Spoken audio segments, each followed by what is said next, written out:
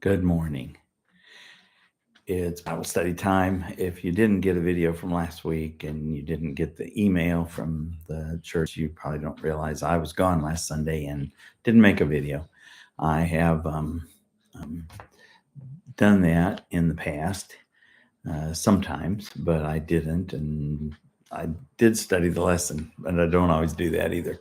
So sometimes I do, sometimes I don't, whatever. But anyway, it was a good lesson. It talked about Jonathan and David and the blood brother pact or blood brother compact that the two of them had together. And it's always a good lesson when we're talking about, having supporting cast around us, or, more than a sidekick. Serving alongside others is the title of our unit. Today we go to interesting story out of the book of Esther. The whole book of Esther is based on um, the life of Esther, but also the life of God's people at a time when they were being persecuted, at a time when they were not really in any kind of power over themselves or anything. It was a rough time. It was a tough time for them. And so, if you haven't read the book of Esther, well, you might want to go do that. It's not a long book.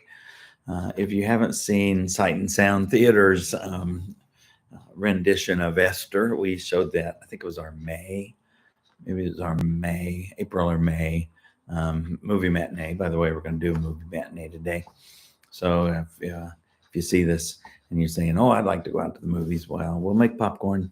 We'll probably not have big drinks, big gulps or whatever, but we'll have some water and we'll have a intermission. And I think the movie is going to be Miracles from Heaven, if I can get it set up to show right. So anyway, it's about a 6-8 year old movie, but kind of based on a true story, good movie.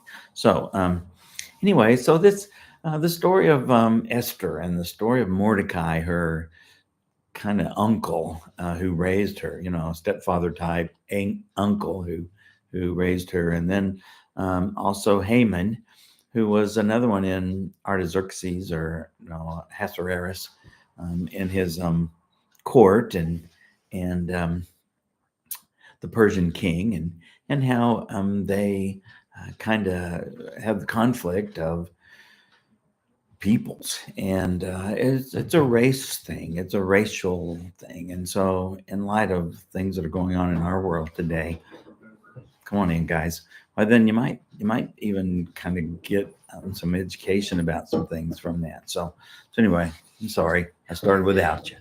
So anyway, we go to the book of Esther, and we're going to look at three particular kind of places where we get the story and helps us put that together. So when I was in college, I have a speech minor, but I have enough hours for a speech major, except I didn't declare it, and so or actually I lacked 3, or I would have had to declare it. So anyway, some classes gave you extra credit when you went like to theater things, or you did stuff, and one of the things we had extra credit on, and we even had pop tests on under one particular professor, was that if you didn't watch the Academy Awards and all the music awards and all those kind of things, because those are theatrical, actor, artsy kind of things, and so that's what he was kind of pushing. And back then, I never felt like it was, when you were watching those things, that it's all of them giving themselves awards. But the older I got, the more I realized it's them giving themselves awards. They want you to believe you're the one giving the awards because you went to their movies, or you bought their records, or you did this or that. But no, it's really them. They're giving themselves awards, the Academy or the group or whatever. And they just are patting each other on the back, and that kind of always bothered me a little bit. That you're vain enough as it is. Why are you doing that kind of thing? Well, that's kind of the story of Haman. He's a guy who liked to pat himself on the back and liked to kind of make himself known a little bit. So we're going to jump in here and talk about this. Here we go. Esther 3, verses 1 through 5, tells us that we should accept honors with humility. It says, after all this took place, that is, after Esther became the queen, after all this kind of happened, King Ahasuerus, or Xerxes, your translation might say, honored Haman, son of Hamadatha, or Hamadatha. I don't know. We'll just say it was okay. The Agagite. And the Agagites were, Agag was the king of the Amalekites. And if you're thinking back in your Hebrew history, coming out of Egypt, out of bondage, and even in the land, the Amalekites were one of those people groups that, one of those ites that just kept giving them all kinds of grief and trouble and things. And so, well, here's another thing that took place too, was that the Mordecai heard that there were a couple of the king's servants were going to execute the king. They were going to assassinate him. And so Esther, his niece slash stepdaughter, whatever, she had become the queen. And so he didn't know how to get the word to the king that because he worked in the king's court, but he really wasn't that important. He didn't know how to get the word to the king that these guys were going to assassinate him.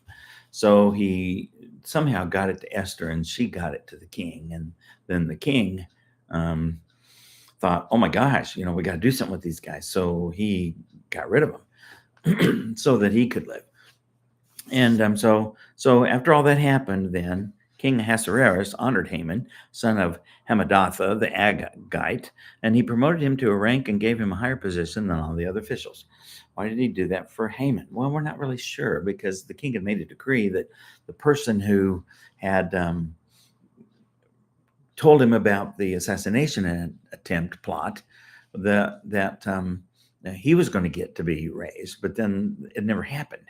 So then the entire royal staff at the king's gate, verse 2, bowed down and paid homage to Haman, because the king had commanded this to be done for him. But Mordecai would not bow down or pay homage. The members of the royal staff at the king's gate asked Mordecai, why are you disobeying the king's command? Because it's exactly what he was doing. It's insubordination. And verse 4, when they had warned him day after day and he still would not listen to them, they told Haman in order to see if Mordecai's actions would be tolerated, since he had told them he was a Jew. Mordecai was a Jew. And when Haman saw that Mordecai was not bowing down or paying him homage, he was filled with rage. I think that, the fact that they had history, whether it was their history centuries ago, there was history. And so they still didn't like each other. They still didn't like these peoples. And so the Amalekites still didn't like the Jews. The Jews still saw the Amalekites as their enemy. So why wouldn't Mordecai bow down?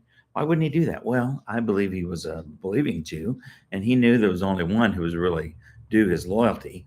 And while he might have worked for the king, and he might have had to give some kind of homage or whatever to the king, the fact that Mordecai stepped in and said, okay, I'm pretty important here, bow down, bend a knee to me, prostrate yourself before me and make me look big, make me look good. He wasn't the king.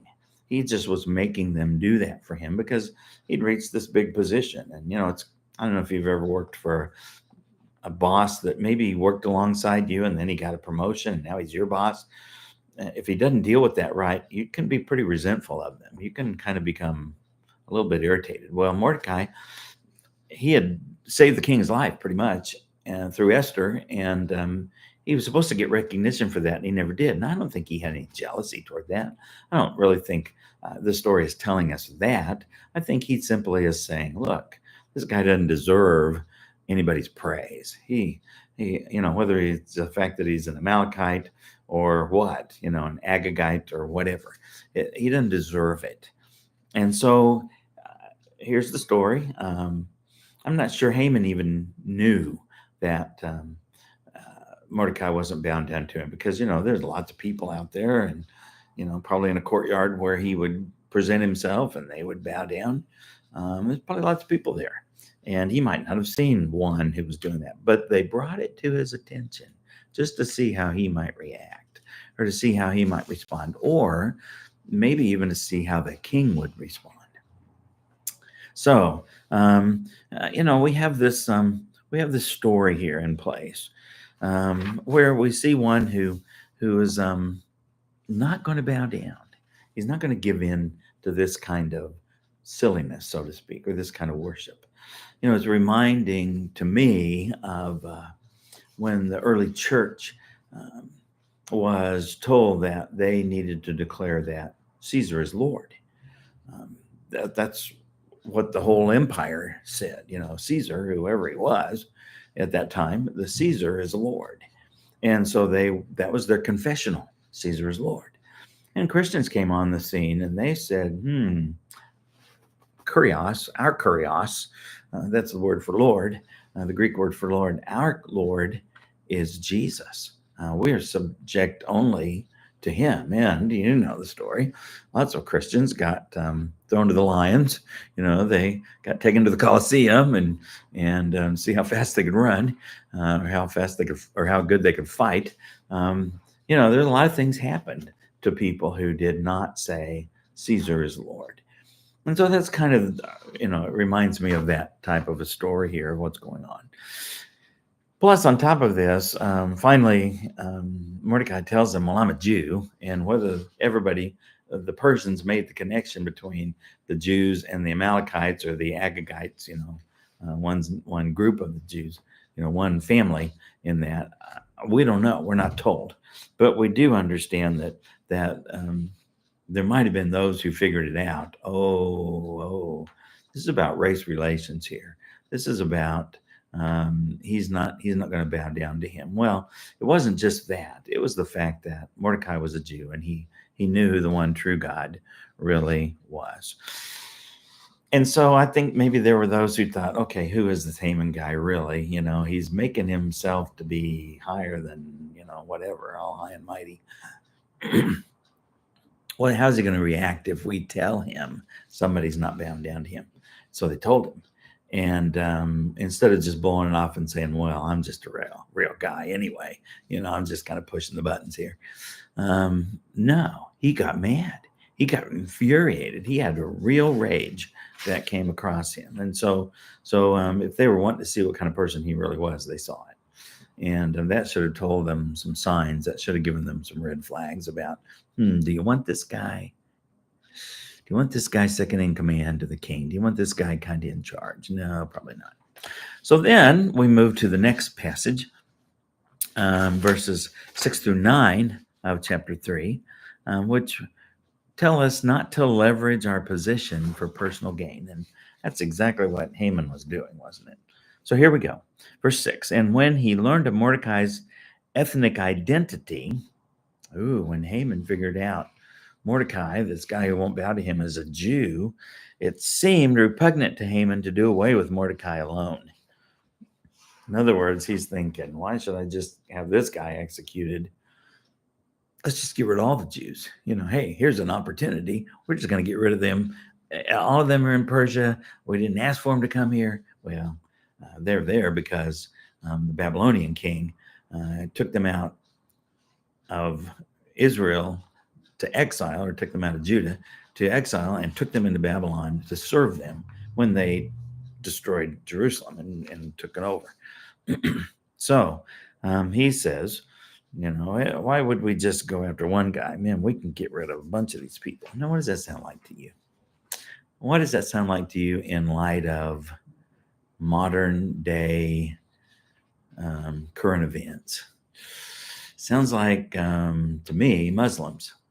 Sounds like to me, I don't know if you really believe there is such a group called Palestinians. Sounds like to me, people who want to destroy the Jews. And folks, you can't deny that's their whole motive. That's what they live for, is to Muslims, you must annihilate the infidel. And so that's what they're doing. They're coming after you and they're coming after me if you don't become a Muslim. And so he just decided, let's just destroy all of Mordecai's people, the Jews, throughout Ahasuerus' kingdom. The kings, the Persian Empire. Let's just do it. So it says in verse 7, in the first month, the month of Nisan, which would be like, I believe it's March, April in our calendar. That would be the first of the month. They kind of went by harvest calendar. And so, if I remember right, and King Ahasuerus' 12th year, the poor, that is, the pure, that is, the lot, they cast the lot, and it was each day in each month, and it fell on the 12th month, the month Adar, which is the last month of the year, the month of Adar. And so we're looking at 11 months here that they're going to work this plan. And then Haman informed King Ahasuerus, there's one ethnic group scattered throughout the peoples in every province of your kingdom, keeping themselves separate. Oh, he said, these people, they think they're higher and better than anybody else, and they're not following you, the king. Was it true? No. But was it his leverage? Absolutely. And so he says their laws are different from everyone else's, and they do not obey the king's laws. Well, that was half truth, wasn't it? One of them was not obeying the king's law, which had been set out by Haman, not really by the whole empire. And that was to bow down and worship him. So Haman says, if it's not the king's best interest, it is not the king's best interest to tolerate them. And that word tolerate, it means, you can't put up with this anymore. You got to stop this. You got to put an end to it now. Basically what he's saying. So in verse 9, if the king approves, let an order be drawn up authorizing their destruction, and I will pay tons of silver to the officials for deposit in the royal treasury. One translation says 375 tons of silver or whatever. Now, where's he going to get that? He was just a servant in the king's court. Did he inherit it? He wasn't even a Persian. What's he doing there? That kind of thing. Oh, I think I know, but I've not read any commentators that would say this. I think I know where he thinks he's going to get it. He's going to kill all the Jews, and he's going to take all their spoils, and it's going to the king. So he's kind of making this barter or this deal here that, look, if you get rid of these people, all their possessions will be your possessions. You're going to take hold of this. Okay. All right. So here he is. He's leveraging his position for his own personal gain. And then we get to the last section, which is, we jumped over to chapter 6, verses 10 through 14, and a lot happens in between there. If you've read the story, you'll remember that once Mordecai hears about this, and it's not just his life, he didn't care. That's not important to him, but the lives of all his people that are in Persia. And here's the thing, anywhere the Jews went, anywhere the descendants of Abraham went, they prospered. They not only rose to the top, become the cream of the crop, but they also made possessions, and they multiplied. Remember what happened in Egypt? They multiplied to the point where Pharaoh was concerned that there's too many of them. So we got to start killing off the male babies. And of course, the life of Moses was spared in that. So it says in verse 10, the king told Haman, hurry and do just as you propose. Take a garment and a horse for Mordecai the Jew, who is sitting on the king's gate. Well, here's what happened through the whole sequence of events.